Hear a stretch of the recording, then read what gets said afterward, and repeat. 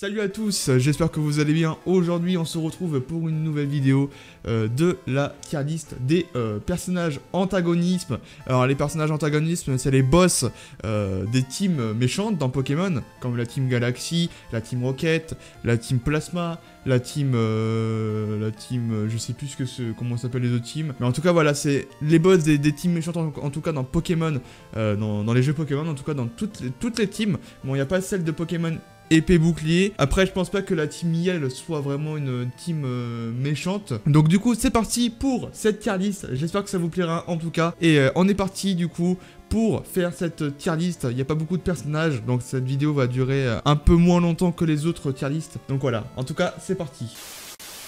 Donc on est parti pour faire la petite tier list. Donc évidemment j'ai fait mon petit tableau avec le trône, excellent, super, bien, bof et nul. Donc vous voyez il y a 1, 2, 3, 4, 5, 6, 7, 8, 9, 10, 11, 10, ah non 10 plutôt, pas 11, j'ai dû en rajouter un de plus. Donc il y a 10 personnages antagonismes évidemment qu'on connaît tous. Donc du coup c'est parti, on va commencer avec Amos. Alors Amos qui est évidemment le boss...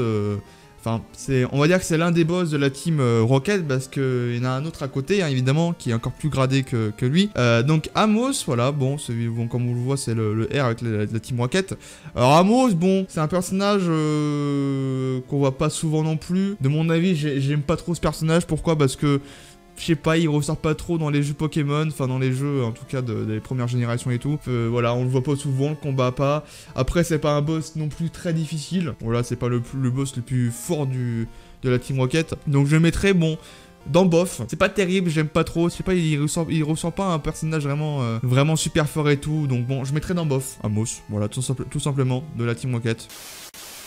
Ensuite, on va passer à Arthur.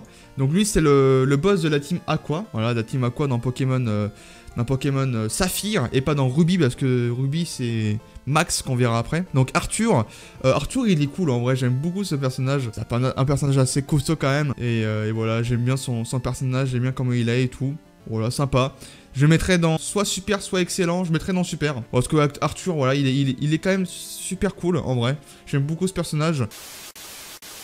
Ensuite, on va passer à Nikolai. Nikolai qui est le boss. Enfin, est-ce qu'on pourrait dire que c'est vraiment... Enfin, c'est pas un boss de la team méchante. Enfin, je sais pas. Enfin, si, d'un côté, si, parce que à un moment dans Noir et Blanc 2, on le combat et il est avec la team Plasma, je crois. Donc, vraiment, on peut dire que c'est vraiment de la team méchante, hein, Nikolai. C'est un peu différent des autres. C'est un peu un cas particulier, mais Nikolai, c'est vraiment, je pense, quelqu'un de méchant, un boss. Nikolai, je le mettrais dans... Nikolai qu'on voit beaucoup dans les jeux Pokémon, hein.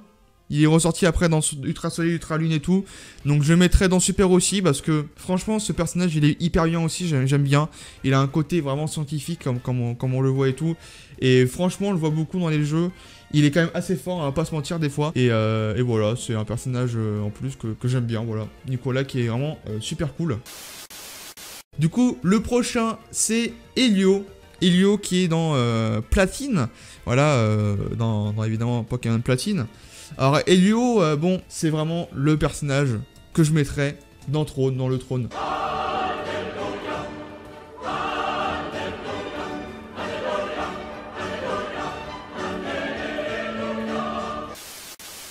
Helio, c'est vraiment un personnage mythique des antagonistes. C'est vraiment le mec que j'adore. Franchement, il veut créer il se crée un nouveau monde dans le monde Distorsion. Il vit avec Giratina et tout. Franchement, ce personnage, il est vraiment, ça se voit qu'il est vraiment méchant. Vu sa tête, on voit déjà que c'est quelqu'un de vraiment très méchant. Et ses cheveux qui font bien ressortir la team méchante et tout. Vraiment, Helio, c'est tout c'est vraiment le personnage vraiment mythique et antagonisme des jeux Pokémon pour moi. En plus c'est la 4ème génération, Pokémon Platine c'est ma génération préférée comme vous le savez.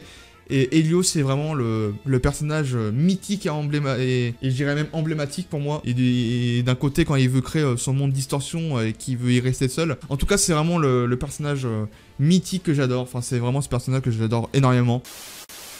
Du coup on passe au prochain, donc le prochain c'est Getis. Getis qui est dans Noir et Blanc évidemment. Alors Getis pareil, c'est vraiment un personnage que j'adore.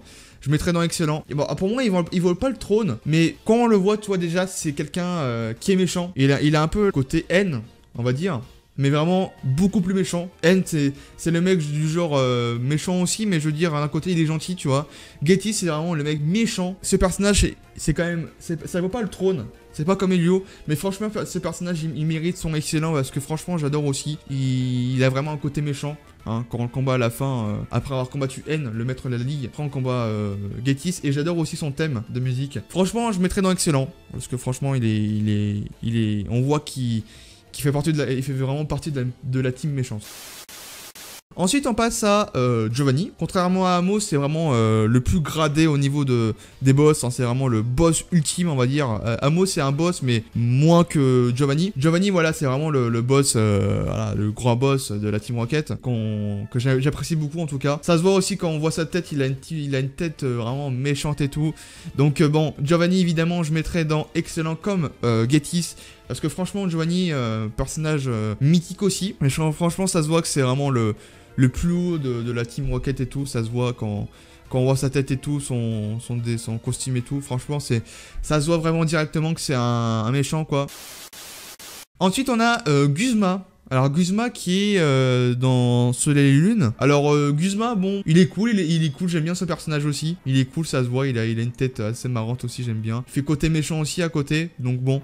J'aime beaucoup. Je mettrais dans... Alors je mettrais pas dans super, mais je mettrais dans bien. Pourquoi? Parce que c'est un méchant quand même. C'est un méchant, mais je veux dire pas plus que Gettys ou Giovanni. Genre sa tête, elle fait pas ressentir le méchant en lui. Alors que Gettys et Giovanni, c'est vraiment les côtés méchants en eux. Mais Guzma, je veux dire, c'est un méchant, mais pas plus, quoi, tu vois. Pas plus que Gettys ou Giovanni, tu vois.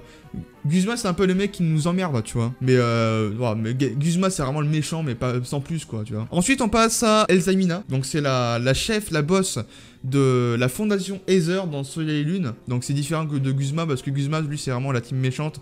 Et la fondation Aether, c'est encore autre chose. Alors, Elzamina, voilà, pour moi, c'est aussi une personnage pas mythique non plus. Et en plus, c'est la première fois qu'on voit une femme en tant qu'antagoniste. Donc, Elzamina, je mettrais dans super. Parce que j'aime bien aussi Elzamina, c'était cool aussi avec la fondation Aether, hein, qui était vraiment assez méchante aussi, qui faisait, je sais plus c'était quoi l'histoire, mais en tout cas, ça a une histoire aussi avec la fondation Aether. Donc Elzamina, je mettrais dans super, voilà, parce qu'en plus c'est la première femme antagoniste qui est apparue de la team des méchantes.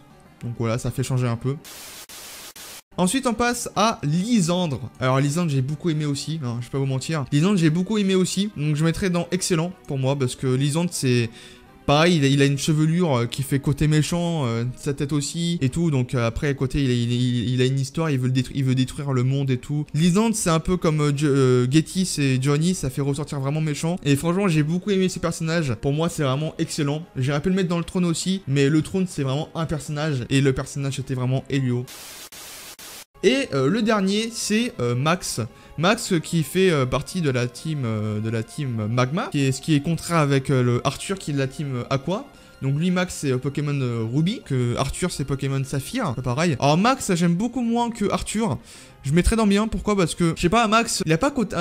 Enfin, il a un côté méchant, mais je veux dire, pour moi, c'est plus autre chose qu'un méchant, quoi. Enfin, je sais pas, comment dire, c'est un méchant, on est bien d'accord que c'est un méchant dans le fond, mais je veux dire, quand on le voit, Max, c'est plus autre chose. Je sais pas comment je pourrais vous dire, mais en tout cas...